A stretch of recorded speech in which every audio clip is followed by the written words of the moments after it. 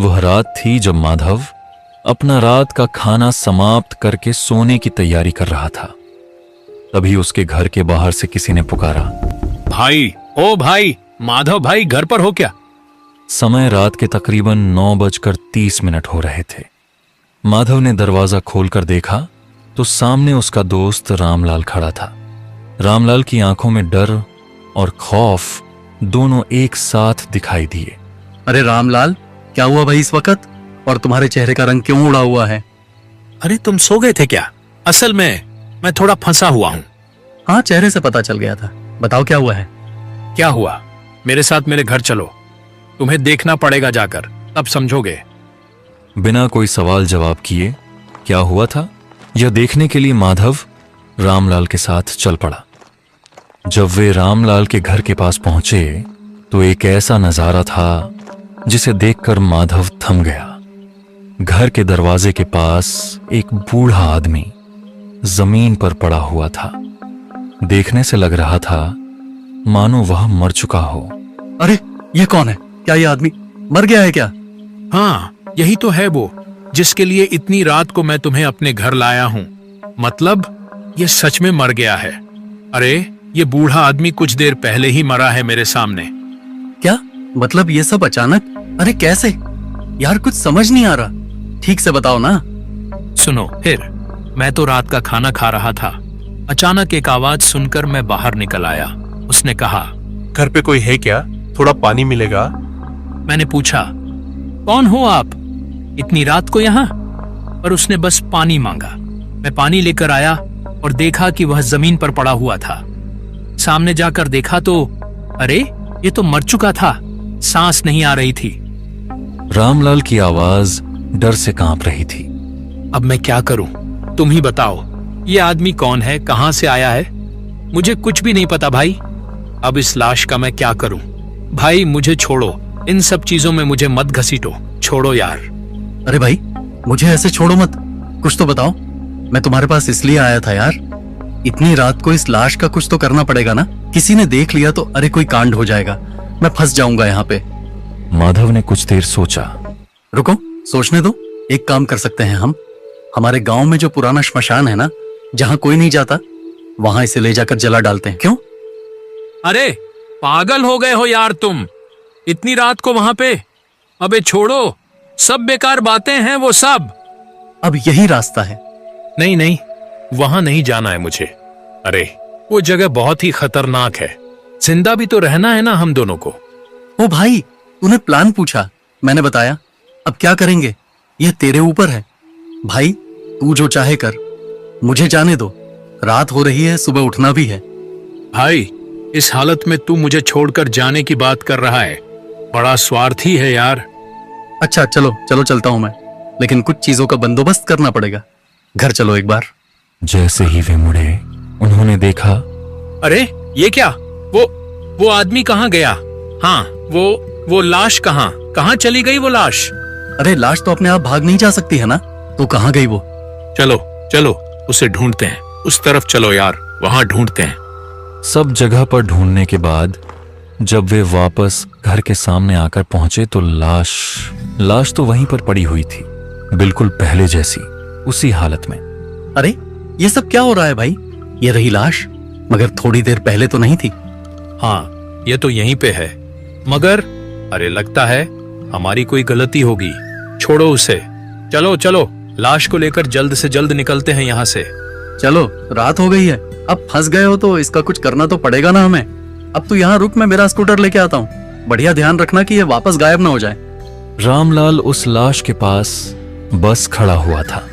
माधव अपना स्कूटर लेने अपने घर की ओर जा चुका था, मगर रामलाल ने एक बार के लिए जैसे ही उसने लाश की तरफ अपनी नजरें दौड़ाईं तो ऐसा लगा जैसे कि वो लाश उसे ही देख रही थी। अरे ये क्या? नहीं नहीं, मेरा वहम होगा। रामलाल अपनी नजरें चारों तरफ दौड़ाने लगा, लेकिन एक बार के लिए उसे ऐसा लगा मानो कोई तो था वहां पर जो उसके हाथ को पकड़कर खींच रहा था। ऐसा लग रहा था कि यह स्पर्श किसी बुजुर्ग आदमी के हैं। रामलाल ने पलट कर देखा तो उस लाश के हाथ कांप रहे थे। रामलाल डर तो गया था और डर के मारे उसने अपनी नजरें दूसरी ओर कर लीं और ठीक तभी पीछे से उसे कुछ ऐसा सुनाई दिया जिसे सुनकर वह रुक गया। मेरा क्रियाकर्म अच्छे से करना। मैं कोई लावारिस नहीं हूँ तुम्हारी तरह, तुम्हें तो पता है ना। यह सुनकर रामलाल डर के मारे पीछे मुड़कर नहीं देख पाया था। तभी उसी समय माधव अपना स्कूटर लेके आया। माधव ने रामलाल को आंखें बंद करके कुछ बड़बड़ाते हुए देखा। अरे क्या हुआ? अरे ओ, आंखें बंद करके क्या बक रहे हो तुम? ठीक तो है ना? डरे हुए लग रहे हो फिर। अरे यार ये लाश ना, चलो यार जला देते हैं इसे जाकर। हाँ हाँ ठीक है ठीक है। माधव और रामलाल लाश को स्कूटर पर लेके शमशान की ओर निकल पड़े। माधव गाड़ी के सामने बैठा था और गाड़ी चला रहा था और ठीक उसी समय बारिश शुरू हो गई। अरे यार ये बारिश भी ना, अब पता नहीं क्या होगा। श्मशान जल्द से जल्द पहुंच जाएं, काफी है। मुझे मालूम नहीं यार, मेरा तो नसीब ही खराब है, नहीं तो ये आदमी मेरे दरवाजे पर क्यों आता। अचानक ऐसा लगा जैसे किसी ने रामलाल के सर पर मारा हो। अरे बाप रे, अरे यार किसने मारा मुझे? अरे क्या हुआ? कौन मारेगा? तभी अचानक किसी के हंसने की आवाज सुनाई दी। अरे बाप रे, चलो यार जल्दी यहाँ से। ये लाश, ये तो जिंदा लाश है। ये मुझे कुछ कहना चाह रही है यार। चलो जल्दी चलो, इसे जला डालते हैं, चलो। क्या? अरे क्या भाग रहे हो तुम? क्यों? क्या हुआ? अरे मैं कुछ बता नहीं सकता तुम्हें यार, तुम जल्दी चलो। माधव ने गाड़ी रोक दी और रामलाल के पास आकर पूछा, ए बताओ आगे क्या हुआ है, बताओ। अरे डर के मारे तुम तो कांपने लगे हो बे, बताओ। ओ भाई, मैंने जो देखा, सुना और महसूस किया है ना। अरे यार सुनो सुनो सुनो, वो सब वहम है तुम्हारा। शांत हो जाओ। हाँ शांत होकर तुम एक काम करो, तुम गाड़ी चलाओ, लाश लेकर मैं बैठता हूँ। हाँ ये सही रहेगा, सही रहेगा। अब माधव स्कूटर के पीछे बैठा था और रामलाल स्कूटर चला रहा था। ठीक उसी मौके पर तूफान आ गया। अरे यार, इसी बात का डर था। अब बारिश और भी तेज हो गई है तो और परेशानी होगी, रास्ता भीग जाएगा पूरा। हाँ यार, गाड़ी चलाना भी मुश्किल हो जाएगा, कितना तेज तूफान है। तूफान का नजारा और तेज हो गया और उस नजारे में जो लाश थी वह भी भीगने लगी। यहां तक कि गाड़ी चलाना भी मुश्किल हो गया था। अब मुझसे नहीं हो रहा भाई, और नहीं। हाँ हाँ तुम्हारी बात बिल्कुल सही है। इस हालत में तो गाड़ी चलाना मुश्किल है भाई। तुम स्कूटर को एक साइड कर दो। वे दोनों जाकर एक सुरक्षित जगह पर खड़े हो गए, मगर वह लाश स्कूटर पर अकेली पड़ी हुई थी। भाई वो लाश तो भीग रही है, कुछ करें क्या? अरे बाबा क्या करें, कुछ है भी तो नहीं करने को। रामलाल अचानक कुछ देखकर बहुत डर गया और चीख उठा। अरे अरे वो देखो भाई, वो देखो, वो लाश उठ के बैठी अपने आप। मैंने अपनी आंखों से देखा भाई। अरे चुप हो जाओ यार, चुप हो जाओ। क्या बके जा रहे हो तुम? अरे वो लाश है, अपने आप उठकर कैसे बैठ जाएगी वो? अरे मैंने देखा है। अरे यार मैं झूठ क्यों बोलूंगा? हाँ बस ये सब सिर्फ तुम्हें दिखाई दे रहा है। अरे मैं भी तो हूँ तुम्हारे पास खड़ा, मुझे तो कुछ नहीं दिखाई दे रहा भाई। सुनो सुनो मेरी बात, मैं कहता हूँ कि ये लाश तुम्हारे घर के सामने मिली है ना, इसलिए तुम्हें वहम हो रहा है और कुछ भी नहीं। हाँ समझे? अब सुनो, एक बार ये बारिश बस रुक जाए तब श्मशान जाकर इस लाश को जला देंगे, बस सब खत्म। जैसे ही एक बार यह बारिश रुकी तभी वे लोग स्कूटर लेकर निकल पड़े। स्कूटर चलाने का भार इस बार भी माधव ने रामलाल को दिया था, क्योंकि लाश को लेकर वह काफी डरा हुआ था। देखते ही देखते वे दोनों श्मशान में पहुंच गए, जो कि बहुत ही डरावना था। बिल्कुल सुनसान सन्नाटा। ये इतना खाली क्यों है? अरे भाई, रात के 11 से 12 बजे इस श्मशान में गांव के तुम्हें कौन मिलने आएगा यहाँ पे? नहीं वो बात तो ठीक है, मगर ये जगह बहुत ही अजीब और डरावनी सी है। हाँ वैसे बात तो सही है, ये तो होना भी चाहिए। अब जितनी जल्दी हो सके काम निपटा कर चलो, यहाँ से निकलते हैं। अच्छा एक बात बताओ, ये यहाँ पे कोई आता है क्या? पता नहीं किसी ने देख भी लिया तो। अच्छा हमारे पास जो माचिस था ना, वो तो गीला हो चुका है ना? हाँ लाइटर मेरे जेब में है, फिक्र की बात नहीं। अरे वाह, फिर तो ठीक है, चलो लाश को उतारते हैं पहले। दोनों ने मिलकर लाश को पहले तो नीचे उतारा, उसके बाद माधव अंदर गया श्मशान के, एक बार चेक कर लेने के लिए। हाँ भाई मामला साफ है, चलो चलो लाश को पहले तो जला देते हैं तो हो जाएगा काम। ठीक उसी वक्त जैसे ही दोनों ने मुड़कर पीछे देखा तो उन्होंने देखा कि लाश तो वहां पर थी ही नहीं। अरे ये लाश लाश कहाँ गई भाई? और यार तुम तो यहीं पे थे ना, तुमने देखा नहीं क्या? नहीं यार, मैं तो वो अंदर देख रहा था कि सब ठीक है। मैंने यहाँ देखा नहीं, पता नहीं क्या हुआ। अब यार मुझे डर लग रहा है, मैं सच कहता हूँ। अरे ठीक है ठीक है ठीक है, शांत हो जाओ शांत हो जाओ। हाँ मैं देखता हूँ। हाँ जो करना होगा अभी करना होगा। उधर देखो। फिर देखा कि लाश तो वहीं पर पड़ी हुई थी, बिल्कुल पहले की तरह। अरे भाई ये सब क्या हो रहा है? ये लाश अपने आप वहां कैसे पहुंच गई? छोड़ो यार वो सब, चलो लाश लेकर आते हैं, चलो। और वे लोग धीरे धीरे लाश की तरफ जा रहे थे ताकि उसे उठाकर यहां ला सकें और जला सकें। और जैसे ही उन्होंने लाश को उठाने की कोशिश की, वे दोनों डर के मारे वहीं पर रुक गए, क्योंकि वह अपने आप उठकर बैठ चुकी थी। उसकी आंखें मानो बंद थीं और वे दोनों डर के मारे वहीं पर सहम गए थे। ये क्या हो रहा है भाई? ये कोई वहम नहीं हो सकता मेरे भाई, ये कुछ और है। लो हनुमान जी का नाम, हनुमान जी का नाम लो भाई। जय हनुमान ज्ञान गुण सागर, जय कपीस तिहु लोक उजागर। रामलाल और माधव आंखें बंद करके हनुमान चालीसा पढ़ने लगे। और जब माधव ने आंखें खोली, अरे अरे वो लाश वो पहले जैसी हो गई थी बिल्कुल। चलो यार जल्दी चलो, लाश को ले जाकर जला देते हैं यार, जल्दी चलो। उन्होंने जल्द से जल्द लाश को उठाया और श्मशान के अंदर ले जाने लगे। उन्हें ऐसा लग रहा था कि कोई तो था जो उन्हें देख रहा था। रामलाल ने पीछे मुड़कर देखने की कोशिश की, मगर रुको, हे रुको, पीछे मुड़कर मत देखना बिल्कुल भी। हाँ वो सब आत्माएं हैं जिनकी वजह से आज ये श्मशान इतना सन्नाटा छाया हुआ है। चलो वहां जाकर बैठते हैं, चलो। चारों तरफ से हंसने की आवाजें आ रही थीं। कोई हंस रहा था उनके चारों तरफ, और वो लाश, उसकी हंसी की आवाज उन्हें सुनाई दे रही थी, मानो वह अभी तक जिंदा हो। माधव को खरोत पर पूरा भरोसा था।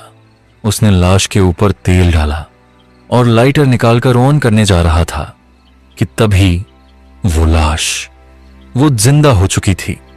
फिर से उठकर बैठी थी वो। उन दोनों की तरफ देखकर, गुस्से भरी आंखों से देखकर वो बोली, इस श्मशान में मुझे लाकर बहुत बड़ी गलती कर दी है, और मेरी मौत के लिए भी जिम्मेदार तुम लोग ही हो। एक मिनट। ए बाबा, हमने आपको कहां मारा? आप तो खुद आए थे मेरे दोस्त के दरवाजे पे मरने के लिए, और अब हमें ब्लेम कर रही है। मैं नहीं आया था क्या? और नहीं तो क्या? तुम लोगों को मुक्ति तो मैं दूंगा, पर मुक्ति क्या मुझे मिली है? बता लड़के, क्या नाम है तेरा? तूने क्या किया है मेरे साथ? तुझे तो अच्छे से पता है। मेरी इज्जत लूट के, मुझे मार के भी तुझे चैन नहीं मिला। तू राक्षस है, राक्षस। अरे मैं एक परिवार का मुखिया हूं, अब उनका क्या होगा? मुझे माफ कीजिए, छोड़ दीजिए। मुझे पता नहीं मुझे क्या हो गया था। जैसे मैंने आपको देखा, मेरे दिमाग पे पता नहीं क्या चलने लगा, और बस मैं आपको ले आया। मुझे माफ कर दीजिए। इसलिए झूठ बोल के तू मुझे अपने घर ले आया, फिर लोगों के डर से तूने दम घोंटकर मुझे मार दिया, और फिर अपने दोस्त को भी साथ लेकर आया। खून करके तूने फिर बोला एक्सीडेंट है। वाह, क्या बढ़िया प्लान बनाया था तूने। पर अब तू कैसे बचेगा? मैं मार दूंगा तुझे। सब कुछ तेरी वजह से हुआ है। मेरा परिवार आज अनाथ हो गया तेरी वजह से, इसलिए कभी माफ नहीं करूंगा तुझे मैं। आज मेरे साथ इसी श्मशान घाट में तू भी मरेगा।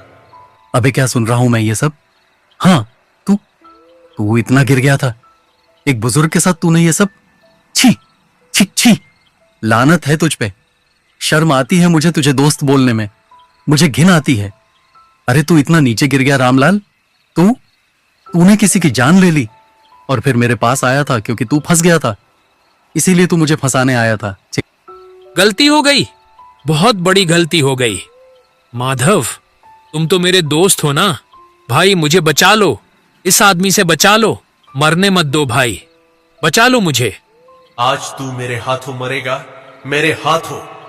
इतना कहकर उस आत्मा ने माधव के दोस्त रामलाल को पकड़कर वहां लेकर जा रही थी, ठीक वहां जहां अब तक वह लाश पड़ी हुई थी। रामलाल चीख रहा था, चिल्ला रहा था, लेकिन वहां सुनने वाला कोई नहीं था। बस माधव अकेला खड़ा चुपचाप सब कुछ देख रहा था। जोर जबरदस्ती अपने साथ रामलाल को भी उस आत्मा ने चिता पर लिटा दिया। और तब माधव की तरफ देखकर वह आत्मा कुछ बोली। अब तू मेरी इस चिता पे आग देगा ताकि मेरे साथ साथ यह पापी भी भस्म हो जाए। क्या? मैं क्यों? नहीं नहीं, मुझे छोड़ दीजिए। मुझे ये सब नहीं करना। मुझे किसी की हत्या नहीं करनी। मुझे नहीं नहीं, छोड़ दीजिए। पर तू तो मुझे मुक्ति देना चाहता है ना? अगर मेरा क्रियाकर्म नहीं हुआ तो मुक्ति कैसे मिलेगी मुझे? और साथ ही तेरे इस दोस्त को भी मैं छोड़ नहीं सकती। इसे छोड़ दिया तो मेरी मुक्ति कैसे होगी? मेरे परिवार को जिसने अनाथ किया, मेरा खून किया, इसका मरना तो तय है। समय बर्बाद किए बिना जला दे हमें, नहीं तो मुझे मुक्ति नहीं मिलेगी। जला दे, जला दे, भस्म कर दे। इतना बोलकर उस आत्मा ने रामलाल के शरीर को छोड़ दिया और उस आत्मा का शरीर ठीक रामलाल के बाजू में गिरा हुआ था। माधव क्या करता? अब आपके साथ मेरा मुकाबला कैसे हो सकता है? मैं तो ये सब सोच भी नहीं सकता कि मैं आपसे लड़ूं, और मैं लड़ना चाहता भी नहीं, क्योंकि आप एक अच्छे इंसान थे। और मेरे दोस्त ने जो किया वाकई गलत था। उसको सजा मिलनी तो चाहिए जरूर। मेरे यार रामलाल, तूने जो किया था, तेरा तो ऐसा ही कुछ हाल होना था ना। अब बस शांत हो जा मेरे यार। इसके बाद जो नजारा शुरू हुआ वह नजारा वाकई खौफनाक था। एक तरफ उसका दोस्त जो अपने पाप की अग्नि में जल रहा था, उसकी चीख माधव के कानों को, उसके दिल को छू रही थी। और दूसरी तरफ वह आत्मा, उसकी हंसी पूरे श्मशान को एक अलग ही मंजर दे रही थी।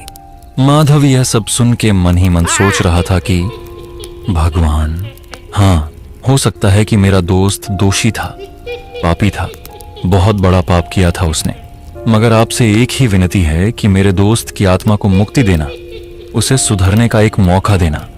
जय श्री राम, जय हनुमान।